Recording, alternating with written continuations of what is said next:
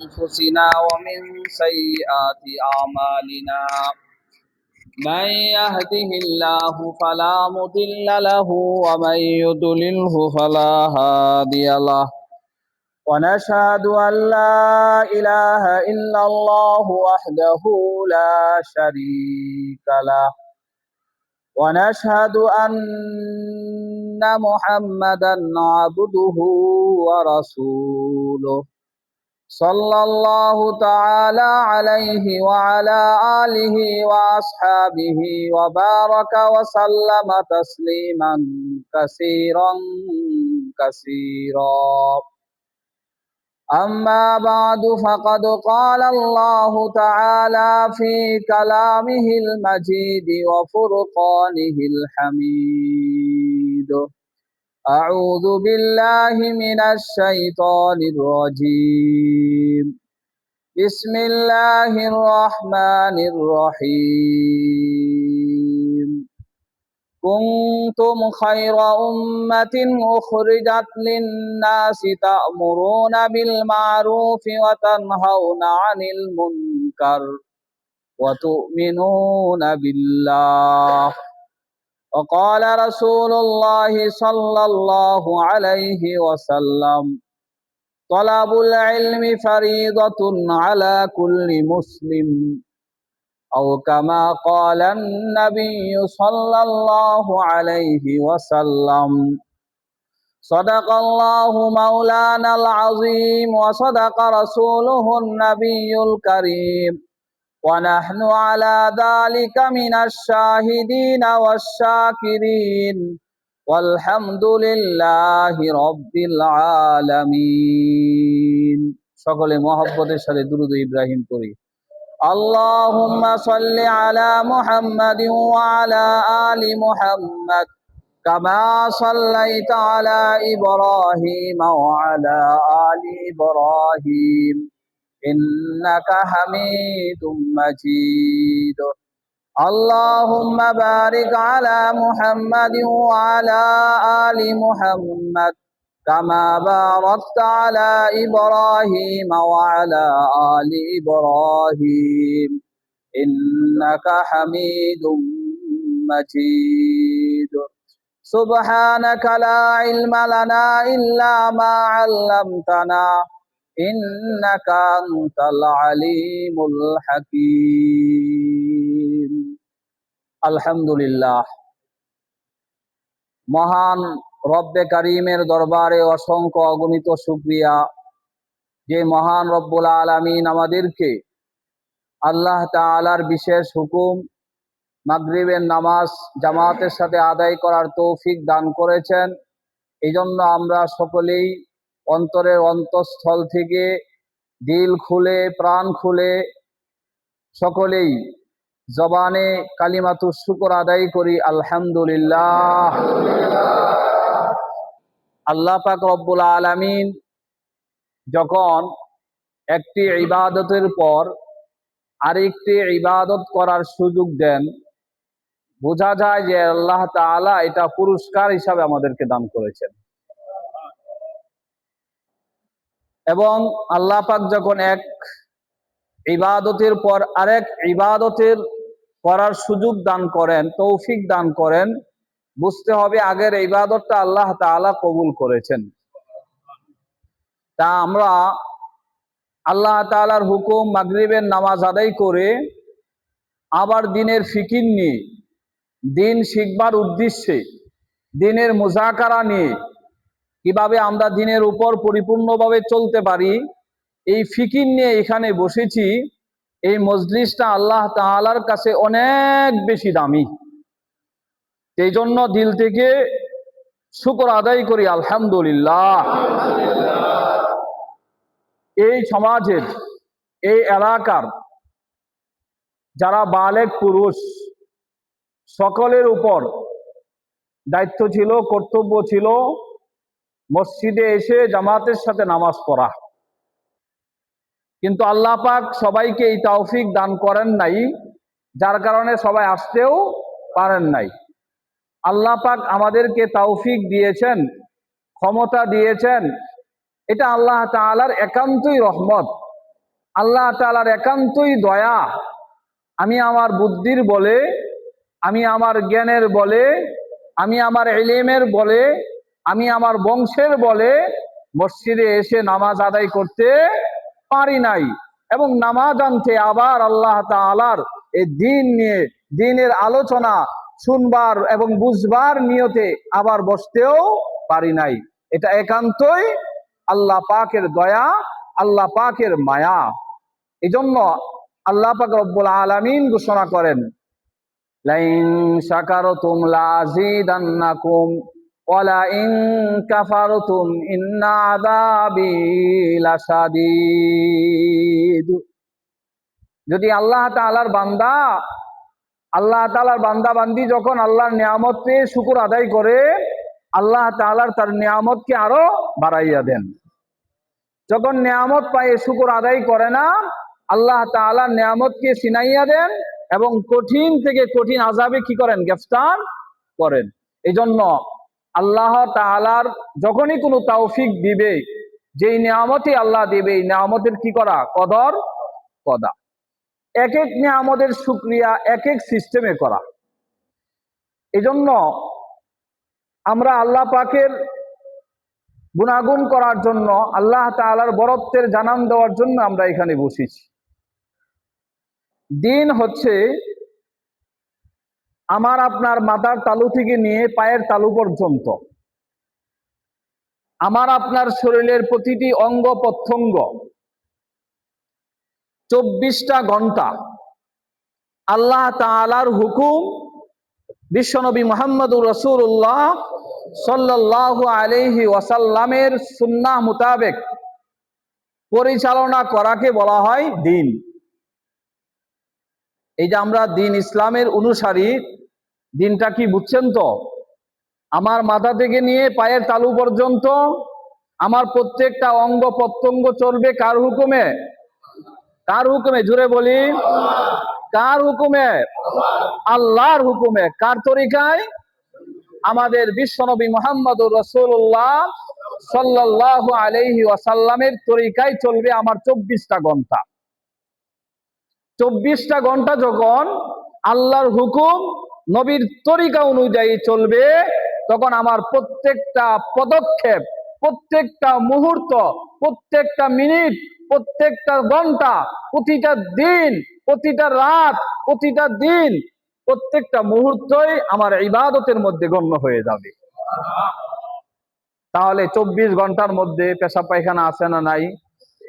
তাহলে পেশাব পায়খানা যদি আল্লাহর হুকুম, রসুলের সুন্নাহ মোতাবেক করি, পেশাব পায়খানাটাও কি ইবাদত? পেশাব পায়খানাটাও কি? কোন বুজুর্গানের দিন থেকে তো এরকম রেওয়ায়াতও পাওয়া যায়, শুনতে একটু খারাপ শোনা যায়, যে কাবা শরীফ থেকেও তুমি বের হইলা ইবাদত কইরা, তুমি বাইতুল খালা থেকেও বের হইলা ইবাদত কইরা। সুবহানাল্লাহ। অর্থাৎ বাইতুল্লাহ থেকেও তুমি ইবাদত করে বের হলে, আর বাইতুল খালা থেকেও তুমি ইবাদত করে বের হলে।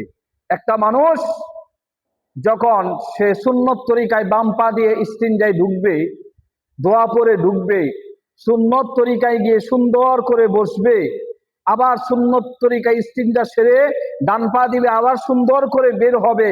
ইস্তিনজা করতে যদি 5 মিনিট সময় লাগে, 10 মিনিট সময় লাগে, এই 10 মিনিটে ইবাদতের মধ্যে গণ্য হয়ে যাবে। তাহলে খাওয়া দাওয়া 24 ঘন্টার মধ্যে আছে না নাই? ব্যবসা বাণিজ্য, চাকরি বাকরি, রাজনীতি, রাষ্ট্র, সব আছে না নাই? তাহলে সব যদি আল্লাহর হুকুম, রাসূলুল্লাহ সাল্লাল্লাহু আলাইহি ওয়াসাল্লামের তরিকা অনুযায়ী হয়, তাহলে এটাই ইবাদতের মধ্যে গণ্য হবে। এখন এই 24টা ঘন্টা কিভাবে আমার আপনার জীবনে বাস্তবায়ন করা যায়? আমি আমার পরিবারের মধ্যে বাস্তবায়ন করতে পারি, আমি আমার সমাজে বাস্তবায়ন করতে পারি, আমি আমার দেশের প্রতিটি মুসলমানের মধ্যে বাস্তবায়ন করতে পারি, আমার সারা বিশ্বের উম্মতে মুসলিমা যেন প্রতিটি মুহূর্তে আল্লাহর হুকুম, রাসূলুল্লাহ সাল্লাল্লাহু আলাইহি ওয়াসাল্লামের সুন্নাহ মোতাবেক জীবন গড়ে সে কিভাবে জাহান্নাম থেকে মুক্তি পেয়ে জান্নাত অর্জন করতে পারে, জান্নাত লাভ করতে পারে। এই জন্য কোরআন ও সুন্নাহর আলোকে বুজুর্গানে দিন, হক্কানি যোগ্য উলামায়ে কেরাম, তারা কোরআন ও হাদিসের আলোকে সাহাবায়ে কেরামের জীবনী দিয়ে, সাহাবায়ে কেরামের জিন্দেগি দিয়ে 6টি গুণ এর আলোচনা করেন। কথা কি বুঝাইতে পারলাম? বুঝাইতে পারলাম কিভাবে? এই যেন আমি আপনি সবাই খেয়াল করেন, মানুষ আসবে যাবে, খেয়াল করেন এদিকে। আমি আপনি, আমার পরিবারের সবাই, সমস্ত উম্মতে মুসলিমা যেন জান্নাতমুখী হতে পারে, এই জন্য যোগ্য অভিজ্ঞ বুজুর্গানে দিন উলামায়ে কেরাম কোরআন ও হাদিসের আলোকে সাহাবায়ে কেরামের জিন্দেগি দিয়ে, কি দিয়ে? মন গড়া কোরআন হাদিসের আলো আছে না নাই? কোরআন হাদিস দিয়ে, সাহাবায়ে কেরামের জীবনী দিয়ে, জিন্দেগি দিয়ে 6টি গুণের আলোচনা করেছেন। এই 6টি গুণের উপর আলোচনা করলে কি হয়? ওই 6টি জিনিসের উপর মেহনত করে যদি কোনো ব্যক্তি, কোনো গোষ্ঠী, কোনো জাতি যদি আমল করতে পারে, তাহলে আল্লাহ পাক রব্বুল আলামিন এই 6 গুণের বদৌলতে তাকে এবং তার পরিবারকে, এই সমস্ত উম্মতে মুসলিমাকে তার দ্বীনের উপর কমপ্লিট জীবন সুন্দরভাবে পরিচালনা করার জন্য তার জন্য সহায়ক হয়ে যায়, আল্লাহ তাআলা সহজ করে দেন।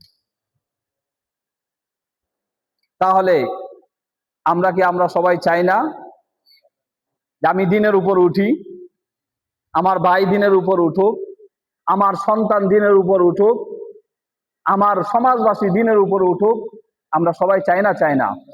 তাহলে দ্বীনের উপর চলতে গেলে, যেহেতু আমার আপনার বয়স হয়ে গেছে, এখন আর 14 বছর, 16 বছর, 20 বছর মাদ্রাসায় ভর্তি হয়ে পড়াশোনা করে এই পূর্ণাঙ্গ দ্বীন আয়ত্ত করা, কণ্ঠস্থ করা, এই পুরা দ্বীন বুঝা আমার আপনার দ্বারা সম্ভব না। বিদায় শর্টকাট আল্লামা ইলিয়াস আলী রহমতুল্লাহি আলাই এই চলতি ফিরতি একটা মাদ্রাসার সুন্দর একটা ব্যবস্থা করেছেন, যাতে করে বয়স্ক মানুষগুলো যারা ছোটবেলায় পড়ার সুযোগ হয় নাই, যারা এখনো পূর্ণাঙ্গ দ্বীন শিখতে পারবে না, তাদের জন্য আবশ্যিক জ্ঞান, কি জ্ঞান? আবশ্যিক জ্ঞান, মানে যতটুকু না হলে নয়। এটাকে ফার্সিতে বলা হয়, শেখ সাদী বলছেন মালা বুদ্দা মিনহু, যা না হলে নয়। এতটুক পরিমাণ বিদ্যা একটা মানুষ মুসলিম হিসাবে চলতে গেলে, যেমন তার ওযু গোসল দরকার, তার নামাজ শিখা দরকার, তার হালাল হারাম শিখা দরকার, পাক নাপাক শিখা দরকার, আছে না নাই? 40 বছর হয়ে গেছে বাবার, 50 বছর হয়ে গেছে, তাবলিগ জামাতে যখন 3 দিন সময় লাগাইলো, 3 দিন দিল, এখন 3 দিন দেওয়ার পরে যখন মুজাকারার মধ্যে, তালিমের মধ্যে আলোচনা হইলো, ফরজ গোসল করা লাগে, গোসলের ফরজ আবার 3টা। হ্যাঁ, কয় গোসল আবার ফরজ হয় কেমনে? গোসল তো গোসলই। এরকম মুরব্বী বাবা আছে না নাই? হ্যাঁ, গোসল তো গোসলেই, আবার ফরজ গোসল কোনটা, আবার ওয়াজিব গোসল কোনটা? তাহলে এই যে ইলিয়াস আলী রহমতুল্লাহি আলাই কত বড় উপকার করে গেছেন, আমাদের দ্বীনকে হিফাজত করেছেন, ঈমানকে হিফাজতের জন্য সুন্দর একটা রাস্তা বাতলায় গেছেন। একটা মুরব্বী বাবা ভাই যখন বয়স হওয়ার পরে, যখন তাবলীগে 3 দিনের সময় লাগায়, 1 চিল্লা সময় লাগায়, 3 চিল্লা সময় লাগায়, 1 সাল লাগায়, 3 চিল্লা লাগানোর পর যখন আবার বাহিরে সময় লাগায়, সারা বিশ্বে তার দ্বীনের দাওয়াত নিয়ে যখন বের হয়ে যায়, তখন দেখা যায় আমি কত ভুলের মধ্যে আছি, আস্তে আস্তে ভুলগুলা ভাঙ্গে। তখন তো এখানে পর্যাপ্ত পরিমাণ ইলম শিখার জায়গা না, দাওয়াত ও তাবলীগের মধ্যে পূর্ণাঙ্গ ইসলাম শিখার ব্যবস্থা নাই, পুরাপুরি ইসলাম শিখার কি নাই ব্যবস্থা। এখানে হইলো জরুরি ইলম শিখার ব্যবস্থা। এই ওযু করতে কি লাগে, গোসল করতে কি লাগে, নামাজ পড়তে কি লাগে, এই যে জরুরি মাসলা মাসাইল গুলো, জরুরি ফাজাইলের বিষয়গুলো কি করা হয়? আলোচনা করা হয়। এই জন্য যারা আমরা সময় দেই, সবচেয়ে বেশি গুরুত্ব দিব যে আমার ওযুটা ঠিক আছে কিনা। 3 দিন সময় দেওয়ার আল্লাহ আমাকে সুযোগ করে দিয়েছে, এই ওযুটা শিখবো ভালো করে পাক্কা আলাদা করবো। সে সব শিখতে পারি আর না পারি, এই 3 দিন আমি ওযু শিখবো। এরকম এরাদা করা চাই। এই 3 দিন আমি গোসল শিখবো, পারবো না ইনশাআল্লাহ? সব না শিখি, সব করে কানসু করলাম বৈশা বৈশা, 3 দিন সময় দিয়ে আসলাম, আগেও যেমন ছিলাম 3 দিন পরেও তেমন, এক চিল্লা দেওয়ানের আগে যেমন, পরেও তেমন, 3 চিল্লা দেওয়ানের আগেও যেমন, আরে পরেও তেমন না। এটার নাম জিন্দিগি না। আমার ইচ্ছা করতে হবে, আল্লাহর কাছে চাইতে হবে, চেষ্টা লাগবে, মেহনত লাগবে, যে এই 3 দিন আমি ওযু শিখবো। মেহনত, ইমাম সাহেব থাকলে ইমাম সাহেবের কাছে, ওলামায়ে কেরাম থাকলে ওলামায়ে কেরামের কাছে, বা পুরান সাথী থাকলে যে ভালো বুঝে, যে ভাই আমার আগে প্র্যাকটিক্যাল আমার ওযু শিখাও, সুন্নত তরিকা আমার ওযু শিখাও, সুন্নত তরিকা আমাকে গোসল শিখাও। কানবেন কানবেন, আল্লাহর কাছেও কানবেন, মানুষের কাছে কানবেন, ভাই শিখাও। আপনি যদি সুন্নত তরিকায় ওযু করেন, আপনার যদি আমল নামে 1 লাখ সব হয়, সুন্নত তরিকা ছাড়াই আপনি আমল করবেন 100 সব হইব। আপনি মেহনত করে যদি সুন্নত তরিকা ওযুটা করতে পারেন, শিখতে পারেন, আপনার লাভ না লস? সুন্নত তরিকায় ওযু কইরা যখন আশহাদু আল্লা ইলাহা ইল্লাল্লাহু ওয়াহদাহু লা শারীকা লা ওয়া আশহাদু আন্না মুহাম্মাদান আবদুহু ওয়া রাসূলুহু আল্লাহুম্মা জাআলনি মিনাত তাওয়াবিন ওয়া জাআলনি মিনাল মুতাতাহহিরিন ওয়া জাআলনি মিন ইবাদিকাস সালিহিন ওয়া জাআলনি মিনাল্লাযীনা লা খাউফুন আলাইহিম ওয়া লা হুম ইয়াহজানুন। আবার অন্যদিকে যাইতেছি গিয়া, এই যে দোয়া পড়লেন, আপনার গুনাহ খাতা মাফ হয়ে যাবে, 8টা জান্নাতের দরজা আপনার জন্য খুলে যাবে। যে দরজা দিয়ে ইচ্ছা ওই দরজা দিয়ে আপনি জান্নাতে প্রবেশ করতে পারবেন। এই যে সুবর্ণ সুযোগগুলা, অফারগুলা, এগুলো না জানলে পারা যাবে, না জানলে পারা যাবে। এই জন্য আমরা হিম্মত করব এবং নিয়ত করি এখন থেকে যে এই 3 দিন আমি এটা শিখবো, যে 1 সপ্তাহ, আজকে সোমবার, আগামী সোমবারের মধ্যে আমি ওজনটা ভালো করে ক্লিয়ার করব, গোসলটা ক্লিয়ার করব। পারবো না ইনশাআল্লাহ? এটাই তো আমাদের জীবনের আসল নামাজ। 5 বছর 6 বছর ধরে দাওয়াত ও তাবলীগে মেহনত করি, সময় দিই, এখনো 5টা সূরা ক্লিয়ার হইল না। তাহলে আমার মতো কবল বুড়া তো আর কেউ নাই। কি কন? 5টা সূরাও যদি সহি না হয়, নামাজ হবে? কন না, আপনারা কন না। এই যে এ যাবত ফতুয়া শুনে আসতেছেন, হবে? মেহনত তো চালায় যাওয়া লাগবে। মেহনত চলতে থাকলে কোনো কারণে যদি না হয়, আল্লাহ মাফ করবেন, কিন্তু মেহনত ছেড়ে দিলেও কিন্তু হইব না। ছাত্র খাতায় নাম রাখুন লাগবো, তালিবুল ইলমের খাতায় নাম রাখতে হবে, মেহনত চালাইয়া যাইতে হবে। তারপরেও না হলে পুরা কোরআন শরীফ দরকার নাই, এখন চেষ্টা করলেও পারবেন না। অন্তত 4 রাকাত নামাজ পড়তে কয়টা সূরা লাগে? আলহামদু সূরা। এই 5টা সূরা ছাড়া তো উপায় নাই। কি কন? হ্যাঁ, 5টা সূরার সাথে আরো কিছু আছে, সানা আছে, হ্যাঁ, তাশাহুদ আছে, দোয়া মাসুরা আছে, দুরূদ শরীফ আছে, দোয়া কুনুত আছে, এগুলো আছে না? আস্তে আস্তে এগুলো মেহনত করে আমাদেরকে কি করতে হবে? শিখতে হবে। এগুলো শিখে যখন আপনি নামাজে খাড়াবেন, আল্লাহ তাআলার কে হাজির নাজির যাই না, সুন্দরভাবে যখন আল্লাহু আকবার বলবেন, এই আল্লাহু আকবারের মজা আর 10 বছরের আল্লাহু আকবারের মজা এক হবে না। আপনার যখন সুন্নত তরিকায় সুন্দরভাবে পাক পবিত্র হয়ে ওযু করে আল্লাহু আকবার বলে আস্তে আস্তে যখন সানার অর্থটা জানবেন, হ্যাঁ, আলহামদু সূরার অর্থটা জানবেন, তাশাহুদের অর্থটা জানবেন, সূরার অর্থগুলা জানবেন, আর নামাজ যখন শুরু করবেন, তখন আপনি পড়বেন, আল্লাহ আপনার কথার জবাব দিবে। এটাও যদি অনুভব না হয়, অন্তত মনের মধ্যে এতটুক শ্রবণ করবেন যা আমি শুনি আর না শুনি, আল্লাহ আমার কথা শুনতেছে, আল্লাহ আমাকে দেখতেছে। তখন মজাই বেড়ে যাবে, তখন মজাই বেড়ে যাবে। এই জন্য এগুলো শিখতে আমরা প্রস্তুত আছি তো ইনশাআল্লাহ? হ্যাঁ, 6 গুণের 1 গুণ হইল কালিমা। কালিমা ও ইমান, কালিমা বা ইমান। 2 নাম্বার নামাজ, 3 নাম্বার ইলম ও জিকির, 4 নাম্বার ইকরামুল মুসলিমিন, 5 নাম্বার ইখলাসে নিয়ত বা তাসহিহে নিয়ত, 6 নাম্বার দাওয়াত ও তাবলীগ। কয়টা হইলো? এই 6টা। এই 6 বিষয়ে কথা কইলে তো 2-3 ঘন্টার দরকার, অল্প অল্প কইলেও। কি কন? কালিমা কোনটা? কালিমার হাকিকত লা ইলাহা ইল্লাল্লাহ মুহাম্মাদুর রাসূলুল্লাহ, এই তো হলো আমাদের কালিমা সাল্লাল্লাহু আলাইহি সাল্লাম। কালিমার দুইটা পার্ট, কয়টা পার্ট?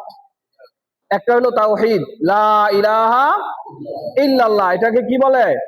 তাওহীদ, আল্লাহর একত্ববাদের সাক্ষ্য দেওয়া, আল্লাহর ওয়াহদানিয়তের সাক্ষ্য দেওয়া, আল্লাহ এক, আল্লাহ ছাড়া আর কোনো মাবুদ, এটাকে বলা হয় তাওহীদ। কি বলা হয়? দুই নাম্বার মুহাম্মাদুর রাসূলুল্লাহ, এটাকে বলা হয় রিসালত। কি বলা হয়? রিসালত। এটা কি? রিসালত। রিসালতের সাক্ষ্য দেওয়া, আমাদের নবী মুহাম্মাদুর রাসূলুল্লাহ সাল্লাল্লাহু আলাইহি ওয়াসাল্লাম হলেন আল্লাহ তাআলার বান্দা ও তার রাসূল, এই সাক্ষ্য দেওয়া, অর্থাৎ রিসালতের সাক্ষ্য দিলাম। তাহলে কালিমার মধ্যে দুইটা পার্ট, একটা হইল তাওহীদ, আল্লাহ তাআলার একত্ববাদের সাক্ষ্য দেওয়া, দুই নাম্বার হইল রাসূলের রিসালতের সাক্ষ্য দেওয়া। লা ইলাহা ইল্লাল্লাহ, আল্লাহ ছাড়া আর কোনো মাবুদ নাই। মুহাম্মাদুর রাসূলুল্লাহ, এর ফজিলত তো অনেক। শুধু কেউ যদি ইখলাসের সহিত এই কালিমা পাঠ করে, আল্লাহ তাআলা তার জন্য জান্নাত ওয়াজিব করে দেন, আল্লাহ তাআলা তার গুনাহ খাতাগুলো মাফ করে দেন। কালিমার বিভিন্ন হাদিস আছে, যার শেষ কথা হবে লা ইলাহা ইল্লাল্লাহ দাখালাল জান্নাহ, সে কই যাবে? জান্নাতে চলে যাবে। আর এই কালিমা অন্তরের অন্তঃস্থল থেকে এই কালিমার চাওয়া কি? এই চাওয়াটা আমাদের জীবনে বাস্তবায়ন করা লাগবে। কালিমার চাওয়া হলো আল্লাহ ছাড়া আর কোনো মাবুদ, সর্বময় ক্ষমতার অধিকারী কে? সবকিছু কার থেকে হয়? আল্লাহ থেকে হয়। আসমান মাখলুক, জমিন মাখলুক, চন্দ্র সূর্য মাখলুক, এই দুনিয়ার যত আসবাব আছে সব কি? মাখলুক। আমরা অনেক কিছু দেখি, অনেক কিছু দেখি না, এগুলাও কি? সমুদ্র কি? সমুদ্রের ভিতরে যা কিছু আছে এগুলা কি? মাটি, জমিন কি? এই জমিনের ভিতরে যা আছে এগুলো কি? এগুলা সব মাখলুক। ফেরেশতা আমরা দেখি, আছে না নাই? ফেরেশতাও কি? মাখলুক। সবচাইতে মাখলুকের মধ্যে সবচাইতে বড় পাওয়ারফুল মাখলুকই হলো জিবরাইল আলাইহিস সালাতু ওয়াস সালাম। জিবরাইলও কি? এমনি ক্ষুদ্র দৃষ্টিতে সবচাইতে ছোট হলো পিঁপড়া, না? আরো ছোট আছে, ধরেন না, আমরা আমাদের সচরাচর আমরা যেটা বুঝি পিঁপড়া, ঠিক না? আমাদের সচরাচর আমাদের সামনে যা পড়ে, পিঁপড়া সবচাইতে ছোট, এই পিঁপড়াটাও মাখলুক কিনা? আমাদের এই বিশ্বাস থাকতে হবে যে এই মাখলুকের কোনো ক্ষমতা নাই। ক্ষমতা কার? খালেকের। কার? সবাই মাখলুক, খালেক একমাত্র কে? আল্লাহ। আল্লাহ হলেন খালেক, আর আমরা সব হইলাম মাখলুক। আল্লাহ হইলেন স্রষ্টা, আর আমরা সব হইলাম সৃষ্টি। তাহলে সৃষ্টির কোনো ক্ষমতা নাই, সমস্ত ক্ষমতার অধিকারী কার হাতে? স্রষ্টার হাতে। এটা অন্তরে স্থাপন করা লাগবে ভালো করে। খাওয়ায় কে? না চাকরি খাওয়ায়, ব্যবসায় খাওয়ায়, বিদেশে যে পোলা থাকায় ওই পোলা খাওয়ায়? হ্যাঁ, আসেনি? 100 ইমান আছে আমাদের? হ্যাঁ, কি কন? কয়জন বাবার সাহস আছে এরকম যে বাবা তুমি যে ইটালি থাকো, তুমি যে ফ্রান্সে থাকো, আমেরিকা থাকো, টাকাগুলা হালাল খাওয়াও না হারাম খাওয়াও? মানে জিগাইছে এরকম বাবার সংখ্যা আমার মনে হয় খুব কম। 10 জনের সন্তান যদি ইউরোপ ইউরোপ আমেরিকা বা ইউরোপ কান্ট্রি গুলাতে থাকে, বিশেষ করে এই 10 জন বাবার মধ্যে 5 জন বাবাও পাওয়া যাবে না সন্তান যে কোনোদিন জিগাইছে বাবা এত টাকা পয়সা যে তুমি কামাও হালাল পন্থায় না হারাম পন্থায়? কি কন? আমাদের এলাকার সন্তানরা যারা সব বিদেশে থাকে সবাই তো খালি হালাল পন্থায় টাকা কামায়। কি কন? হ্যাঁ, কথা কয় না। আল্লাহু আকবার, আল্লাহু আকবার। আল্লাহ আমাদেরকে হেফাজত করুন। আমাদের উচিত হলো হালাল পন্থা, আল্লাহ আমাদেরকে বাঁচাবে। বাঁচাবে না।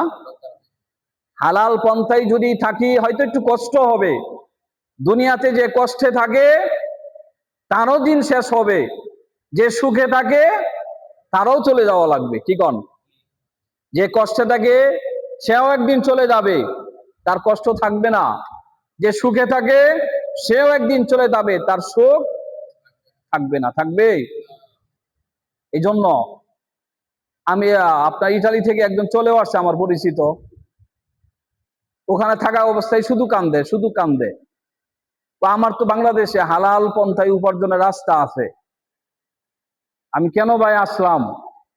এখানে তো হালাল পন্থায় উপার্জনের রাস্তা খুব কম, থাকলেও কোনো রকম চলা যাবে। হালাল পন্থায় উপার্জন করলে এর চাইতে আমি বাংলাদেশে হালাল পন্থায় বেশি উপার্জন করতে পারি। আমি বললাম চক্ষু বন্ধ করে আপনি চলে আসেন। চলেও আসছে আলহামদুলিল্লাহ। আসলেই আমরা অভিভাবক যারা আছি আমাদের কিছু দায়িত্ব আছে, এগুলা সন্তানদেরকে বুঝানো। হারাম পণ্যের ব্যবসা করা, হারামের সাথে সম্পৃক্ত কোনো জিনিস, যেই জিনিস হারাম তার ব্যবসা করাও হারাম। দেখেন না যারা সুদ খায়, এই যে সুদ খায়, সুদ দেয়, সুদের হিসাব লেখে, সুদের সাক্ষী হয়, এই সবার উপর আল্লাহ লানত। সব নিষেধ, খালি খাওয়া নিষেধ না, দেওয়াও নিষেধ, লওয়াও নিষেধ। মারাত্মক গুনাহ না? এরকম সবেই সবেই আপনার ফুকাহায়ে কেরাম ফিকহের কিতাবে শুধু মাসলা লেখছেন, কেউ যদি হারাম রাস্তায় থাকে তাকে শুধু এতটুক অবকাশ দেওয়া, যদি তার হঠাৎ করে যদি চাকরিটা ছাইড়া দেয়, এই ব্যবসাটা বাদ দেওয়া দেয়, আর একদিন চলার মতো তার কোনো ক্যাপাসিটি নাই, সন্তানদেরকে পরিচালনা করার ক্যাপাসিটি নাই, তাহলে যতদিন পর্যন্ত তার অন্য চাকরির ব্যবস্থা হইতে যতটুক সময় লাগে অতটুক সময় শুধু ওই চাকরি থাকবে, বাকি আপ্রাণ জীবন দিয়ে চেষ্টা করে সে হালাল পন্থায় একটা উপার্জনের রাস্তা বের করে নিবে। কথা কি বুঝে আসছে? আমরা ব্যবসা কেন করি? ব্যবসা করা সুন্নত। এই জীবিকা উপার্জনের পন্থা কে বলছে? আল্লাহই বলছে, এটা আল্লাহর হুকুম। চাকরি কেন করেন? পরিবার পরিজনের দায়িত্ব আমার আপনার উপর আল্লাহ দিয়েছেন। কে দিয়েছেন? এটাও আল্লাহ তাআলার নির্দেশ মানি। আমরা চাকরি কেন করব? আল্লাহর নির্দেশ অনুযায়ী চলার জন্যই। ব্যবসা কেন করব? আল্লাহর হুকুম পালনের জন্যই করব। কথা বুঝে আসছে? সন্তান দেওয়ার মালিক কে? বিবাহ শাদী করার দায়িত্ব কার? আল্লাহ না। বিবাহ শাদী করার কাজ হলো বান্দার। সন্তান দেওয়ার মালিক, সন্তান দেওয়ার কাজ কার? ব্যবসা করার দায়িত্ব কার? আমার আপনার। এই ব্যবসার মাধ্যমে রিজিক দেওয়ার দায়িত্ব কার? বীজ বপন করার দায়িত্ব কার? আমার। এই বীজ থেকে আলু গাছ, ধানের চারা, কাঁঠালের চারা, এগুলা এগুলা বের করার, এই গাছ তৈরি করার, এগুলার দায়িত্ব কার? আল্লাহ। আল্লাহু আকবার। আপনি একটা আলু লাগাইলেন, কোন পৃথিবীর কোন শক্তি আছে এটারে গাছ গাছ হ্যাঁ? আমার আপনার দায়িত্ব বীজ বপন করা। আমার আপনার দায়িত্ব কি? বীজ বপন করা। আর আল্লাহর দায়িত্ব কি? গাছ দেওয়া, ফল দেওয়া। হ্যাঁ, এই জন্য ব্যবসা বাণিজ্য, চাকরি বাকরি যা করব সবই যদি হালাল পন্থায়, প্রথমে একটা কথা বলছি, আল্লাহর হুকুম এবং রাসূলের তরিকা অনুযায়ী হয়, সব কি হবে? সব সহজ হবে এবং সব দিন হবে, সব ইসলাম হবে, সব আমল হবে। সব কি হবে? সব আমল হয়ে যাবে, ইবাদত হয়ে যাবে। এই ইবাদত করতে রাজি আছি তো ইনশাআল্লাহ? হ্যাঁ, এই জন্য ঈমান নিয়ে আমরা ভাববো। আর আমাদের নবীর প্রতি আমরা কি বিশ্বাস রাখবো? আমাদের নবী হইল সর্বশেষ নবী, সর্বশ্রেষ্ঠ নবী, সর্বশেষ নবী, সর্বশ্রেষ্ঠ নবী। আমাদের নবী হলো আল্লাহ তাআলার প্রেরিত বান্দা এবং তার রাসূল। এই বিশ্বাস আমাদের আছে তো ইনশাআল্লাহ? এই বিশ্বাস নিয়ে আমরা চলবো। তারপরে নামাজের মধ্যে, নামাজ, আল্লাহ তাআলার প্রতি আমরা যখন ঈমান আনবো, ঈমান আনার পরে সবচেয়ে বড় দায়িত্ব আমাদের হলো ইবাদত করা। ঈমানের পরে দায়িত্ব কি? ইবাদত করা, আমল করা। আমরা কই না ঈমান ও আমল? হ্যাঁ, ঈমানের পরে কাজ কি? আমল করা। ইমানের পরের কাজ কি? আর আমল মানে ইবাদত। আর ইবাদতের মধ্যে সবচেয়ে বড় ইবাদতের নাম কি? নামাজ। সবচেয়ে বড় ইবাদতের নাম নামাজ। কারণ কবরে গেলে সর্বপ্রথম কিসের হিসাব হবে? নামাজের হিসাব হবে। আউয়ালু মা ইউহাসাবু বিহিল আবদু ইয়াউমাল কিয়ামাতিস সালাহ। যার নামাজের হিসাব সহজ হয়ে যাবে, তার মরার পর আরো গাঠি আছে না নাই? সমস্ত গাঠিগুলো আল্লাহ তাআলা সহজ করে দিবেন। নামাজ, আল্লাহ রাসূল বলেন, বাইনাল আবদি ওয়া বাইনাল কুফরি তারকুস সালাহ। নামাজ যে পড়ে আর যে পড়ে না, তার মধ্যে ব্যবধানই হলো ঈমান। অর্থাৎ যে নামাজ পড়ে সে ঈমানদার, যে নামাজ পড়ে না সে কুফরি করলো, ফাকাদ কাফারা, সেজন্য কি করলো? কুফরি করলো। তাহলে এই নামাজ ছাড়া কোন মুসলমান কি থাকতে পারে? না।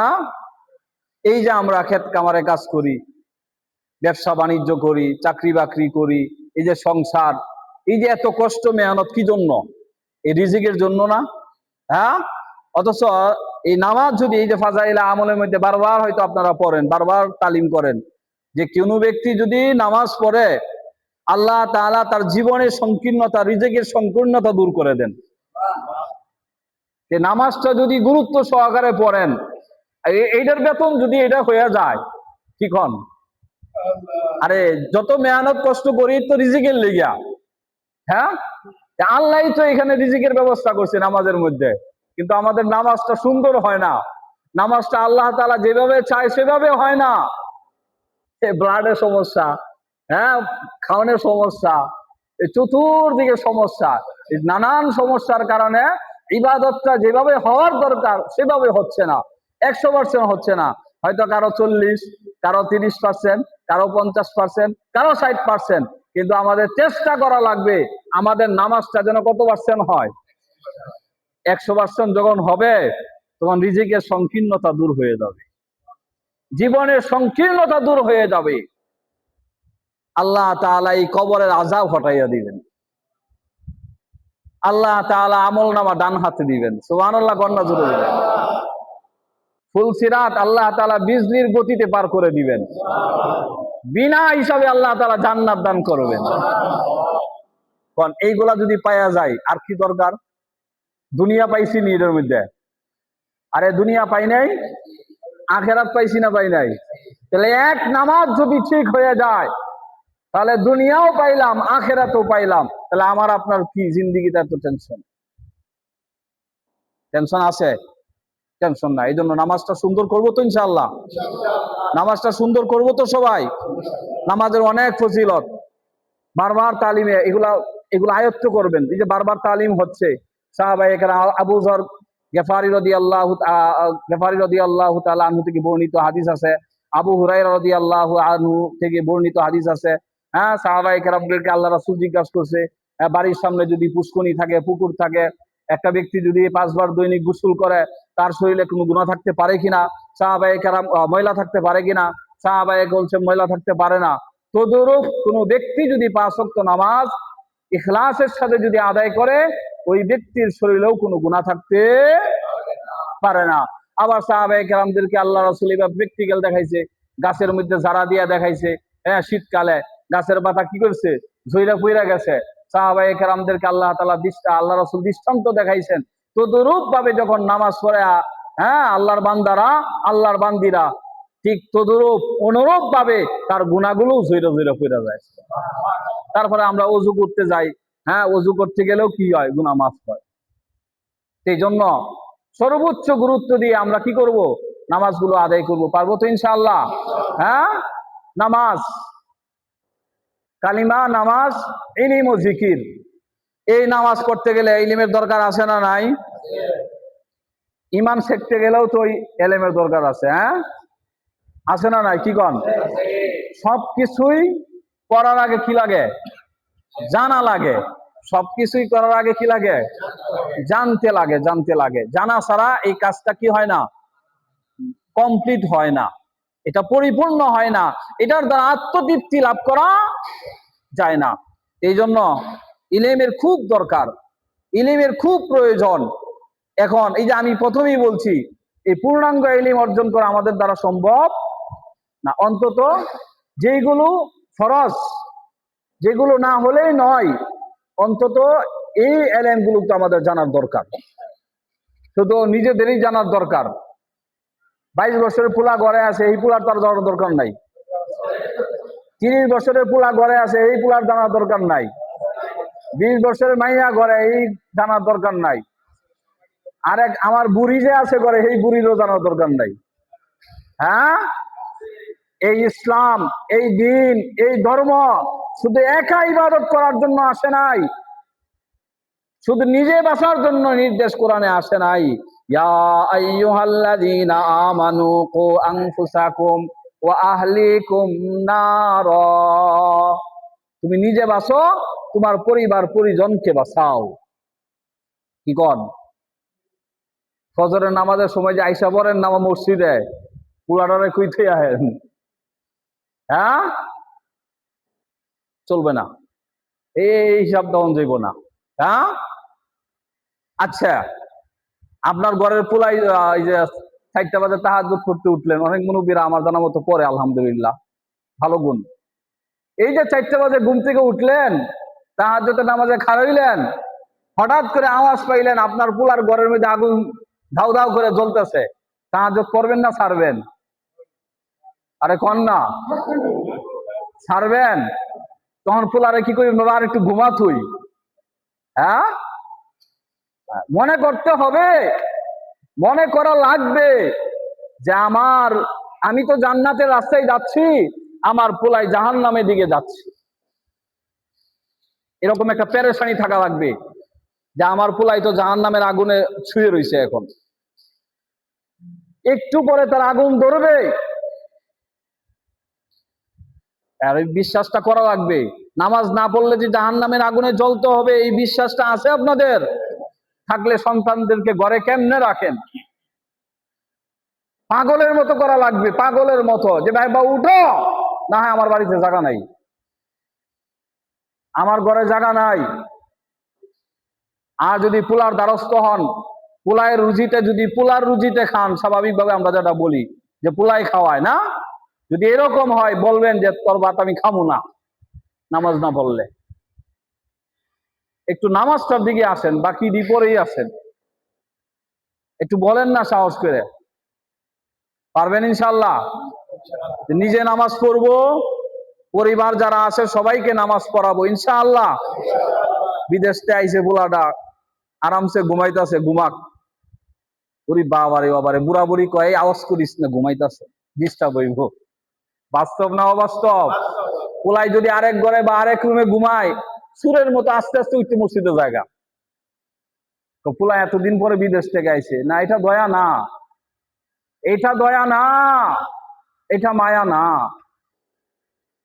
সব লাইট জ্বালান, নামাজ পড়তে হবে, নামাজ পড়তে হবে। এটা বাড়ি ঘর, এটা কবরস্থান নয়। এটা কি নয়?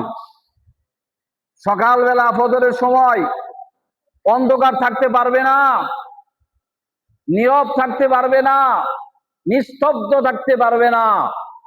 আল্লাহর মুমিনের ঘরে, ইমানদারের ঘরে কোরআনের আওয়াজ হবে, তিলাওয়াতের আওয়াজ হবে, জিকিরের আওয়াজ হবে, আল্লাহর কাছে দুয়ার কান্নাকাটির আওয়াজ হবে।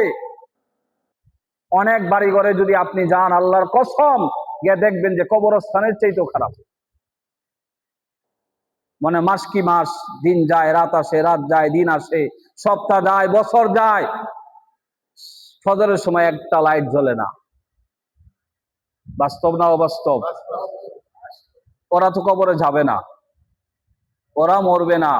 এই জন্য আল্লাহ রাসূল ঘরকে কবর বানাইতে না করছেন। কবর বানানো চলবে না। অনেক মহিলারা আছে, মা বোনেরা আছে, 3 দিন 5 দিন 7 দিন তাদের শরীরে উজর থাকে, থাকে কিনা? হ্যাঁ, এই যে আরেক শয়তানে ধরে ওই সময় 7 দিনের জায়গা 10 দিন হয়ে যায়, নামাজ ধরে না। ওই অজু গোসলটা ভালো করে কইরা লই, মা বোনদেরকে ভালো করে শিখাবেন। নামাজ নাই, যাই নামাজে বসাবেন, পারবেন আজকে থেকে? জিকির করা তো নিষেধ নাই, তসবিহ পড়া তো আর নিষেধ নাই, 5 বেলা বসাইবেন, যেন অভ্যাসটা যেন সরে না যায়। পারবেন ইনশাল্লাহ? যে 5 বেলা নামাজ নাই, ঠিক আছে, 5 বেলা ওজিফা করতে কি নাই, নিষেধ নাই, ওজিফা পড়বো, অভ্যাসটা থাকবো, জিকিরটা থাকবো। তেলাওয়াত করতে পারবে না কোরআনুল কারীমের, কিন্তু সুবহানাল্লাহ, আলহামদুলিল্লাহ, লা ইলাহা ইল্লাল্লাহ, আল্লাহর জিকির নিষেধ আছে? মা বোনদেরকে এই কাজটা করবেন। আমি মাদ্রাসা ছাত্রীদেরকে এই কথাই বলে দিই, এবং দায়িত্বশীল আপা যারা আছে এদেরকে বলে দিই, নামাজ না থাকলেও জায়নামাজে বসাবে। এই সময়টা সে জিকির করবে, তাসবিহাত গুলা পড়বে, তাহলে অভ্যাসটা থাকবে। পারবো না ইনশাআল্লাহ? এই জন্য নামাজের গুরুত্ব দিব তো, নামাজটা গুরুত্ব দেন, ইনশাআল্লাহ আপনার ব্যক্তি জীবন সুন্দর হবে, সাংসারিক জীবন সুন্দর হবে, পারিবারিক জীবন সুন্দর হবে ইনশাআল্লাহ। হুজুর আর কতক্ষণ চলবো? শেষ করে দিব? হ্যাঁ, শেষ করে দিব না? আচ্ছা, তাহলে এই এলেমটা শিখার জন্য ইনশাআল্লাহ আমাদের সবার দরকার আছে না নাই? অন্তত আমরা ওযু, গোসল, নামাজের যে বিষয়গুলো বললাম এগুলা শিখবো তো ইনশাআল্লাহ। এবং সন্তান সন্ততি যারা মাদ্রাসার বয়স পার হয়ে গেছে এদেরকেও এই বিষয়গুলো শেখানোর দরকার আছে না নাই? তারপরে ইকরামুল মুসলিমিন, আমরা সবাই সবার প্রতি সহানুভূতি দেখাবো। হ্যাঁ, নিজের হকটাকে দাবাইয়া দিয়া আমার অপর ভাইয়ের হকটাকে কি করে দিব, সব সময় অগ্রসর করে দিব। পারবো তো ইনশাআল্লাহ? এতটুকু বললাম, আর ফজিলত বললাম না। তারপরে সব কাজ করার সময় আমরা নিয়তটারে সহি রাখবো। নিয়তটা কি রাখবো? অন্তর সাফ, সব সাফ, ঠিক আছে? নিয়ত সাফ তো সব সাফ ইনশাআল্লাহ, কোনো মুশকিল থাকবে না ইনশাআল্লাহ। এবং এই দাওয়াত ও তাবলীগের কাজে আমাদেরকে অবশ্যই মেহনত করা লাগবে। হ্যাঁ, যারা 3 দিন করে সময় দেন, যে 3 দিন, যারা আমরা 3 দিনের সময় নিয়মিত দেই, মিস করবেন না ইনশাআল্লাহ। বলবেন যে হুজুর এটা কি ওয়াজিব, এটা কি ফরজ? না, ওয়াজিব ফরজ না, কিন্তু 13 তারিখ না, এই চলতি মাসের 13 তারিখ। আলহামদুলিল্লাহ, এই তিন দিনের জন্য কে কে প্রস্তুত আছেন ইনশাআল্লাহ? এই ওযু, গোসল, নামাজ এগুলা শেখার জন্য কে কে প্রস্তুত? আল্লাহু আকবার। আল্লাহ তুমি এই মুরব্বী বাবাদেরকে, জন ভাইদেরকে আল্লাহ তাআলা কবুল করো। আল্লাহ তোমার দিন শেখার জন্য, এই ঈমানকে বৃদ্ধি করার জন্য, ঈমান শেখার জন্য আল্লাহ আমাদের সবাইকে কবুল করো। ইয়া আইয়ুহাল্লাযীনা আমানু আমিনু, হাদিস শরীফে আসছে তোমরা ঈমান বাড়াও। সাহাবায়ে কেরাম একজন আরেকজনের ধরে আনতো, ভাই আসো আমরা ঈমান বাড়াই, ঈমান বাড়াই। সুবহানাল্লাহ, কি যে আমল ছিল তাদের মধ্যে। হ্যাঁ, এজন্য ঈমান বাড়ানোর জন্য, ঈমানকে একটু সতেজ করার জন্য, ঈমানের পাওয়ার বাড়ানোর জন্য প্রতি মাসে 3 দিন দিতে রাজি আছি তো ইনশাআল্লাহ? হ্যাঁ, যারা 3 চিল্লা হয়ে গেছে আমি বলবো আপনারা আস্তে আস্তে বাহিরে সফরের জন্য নিয়ত করেন, বাহিরে সফরের জন্য নিয়ত করেন। আল্লাহ তাআলার ফজলে, আল্লাহ তাআলার মেহেরবানিতে পৃথিবীর এমন কোন জায়গা নাই এখন দাওয়াত ও তাবলীগের মেহনত পৌঁছে নাই। আল্লাহু আকবার। এই দাওয়াত ও তাবলীগের মেহনতে আল্লাহকে চিনে, রাসূলকে চিনে, ইসলামকে মানুষ চিনে। ঠিক আছে কথা? তা আমরা ইনশাআল্লাহ সবাই সব সময় দাওয়াত ও তাবলীগের সময় কাজে লাগাবো নিজের লাভের জন্য। কিসের জন্য? সবাই প্রস্তুত আছি তো ইনশাআল্লাহ? যে এই কথাগুলো বললাম, আল্লাহ পাক রব্বুল আলামিন আমাকে এবং আমাদের সকলকে আমল করার তৌফিক দান করুন। ওমা আলাইনা ইল্লাল বালাগ। সুবহানাকাল্লাহুম্মা ওয়া বিহামদিহি, সুবহানাল্লাহি ওয়া বিহামদিহি।